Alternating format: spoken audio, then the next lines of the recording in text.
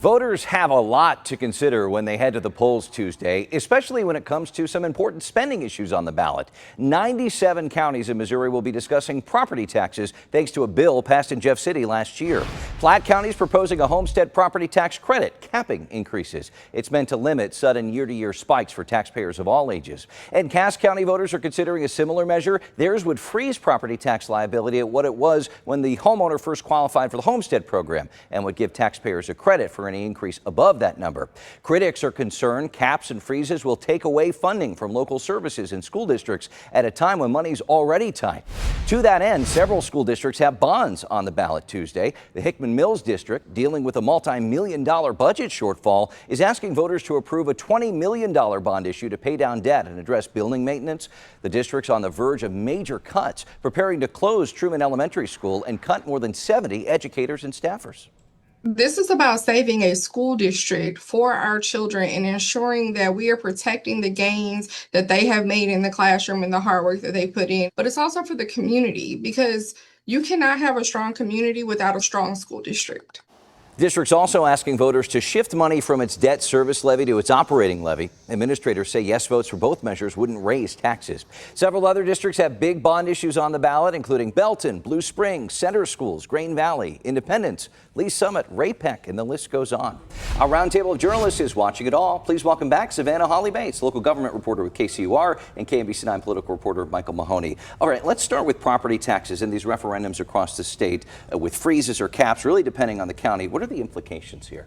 Yeah, so a lot of these property taxes would, like you said, get frozen at their 2024 levels, or either have 0% increase or 5% increase. This would affect a lot of the taxing jurisdictions, schools, libraries, fire districts. All of them would be facing tighter budgets. They'd have to kind of move money around and perhaps put more bonds on the ballot, restructure their employment, things like that.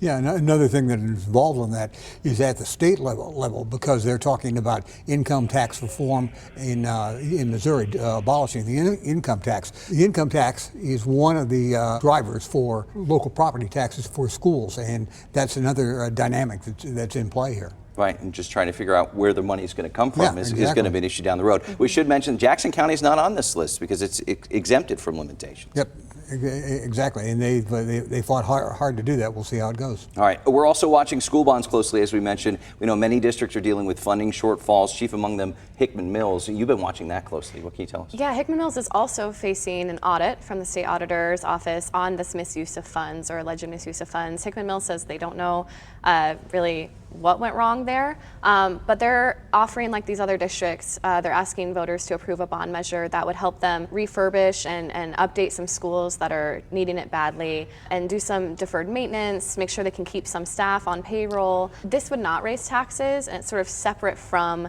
this investigation or audit from the state auditor's office, but I think that aspect of it will impact the vote. And you're also watching the Independence. They have a $60 million school bond issue, I believe. Yeah, this school bond issue would help change 3 different schools in the area. 3 different elementary schools would get completely sort of revamped, and then it would also help some high schools, a couple middle schools in the area, just sort of with one-off projects.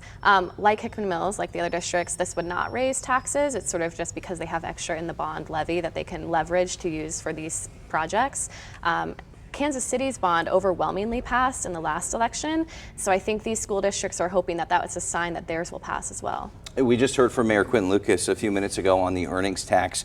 Any doubt in your mind, Mahoney, that this will pass? I mean, history is on its side, as we've said before. Yeah, there's always doubt whenever you put anything to a vote, and taxpayers are not in a mood to increase taxes at all. And even though they say that they won't increase taxes on some of these bond issues in the schools, taxpayers are in an angry mood about that, and it will see. In the case of the earnings tax, it is such a large part of the operating budget for Kansas City, Missouri, that its rejection, if it happens, and I don't think it will, but its rejection would cause headaches down at City Hall that they're not ready for and produce a lot of scrambling on budgets. Yeah, and Kansas City's budget is already sort of tighter this year than it has been in years past as the city tries to grapple with a projected deficit. So facing the loss of the general revenue from the earnings tax, which is around more than $300 million each year that it brings in, I think would be catastrophic for the city. It provides a lot of the public works that people, the bread and butter of cities that people need, like sidewalks, trash pickup, public safety, things like that. So they're really counting on it to pass. But like Mike Mahoney said, voters are angry and they don't want taxes to increase or remain. So we'll see. Right, and when money is tight, times are tough, asking them to even keep a tax around, like we saw with the stadium taxes, those kind of apples and oranges. But I mean, that failed as well. Yeah, but the point there that you're making is that was a tax renewal. Right. The earnings tax is a tax renewal. And again, voters are not in a giving mood right now.